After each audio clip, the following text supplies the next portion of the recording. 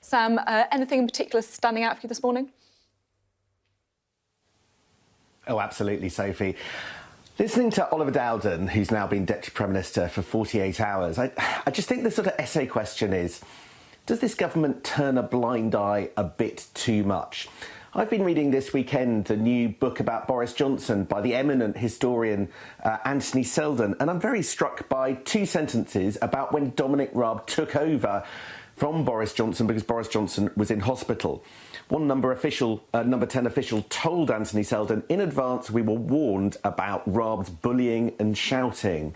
That was years ago, years before Rishi Sunak appointed Dominic Raab Deputy Prime Minister. Yet here we are today fighting over quite what nuance the report might have been right.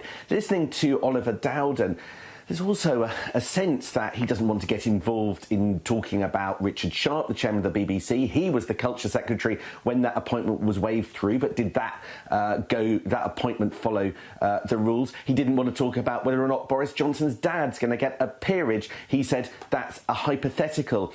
Do voters think that people like Oliver Dowden can just brush off questions like this about how they acted in the past, how they acted under Boris Johnson's regime, perhaps, or do all of these relevant issues remain relevant as we head to the polls next week? Yeah, it does feel, doesn't it, that these things are kind of layering up slightly, which gives it a different amount of emphasis. Sam, thank you very much for your analysis. We'll hear more from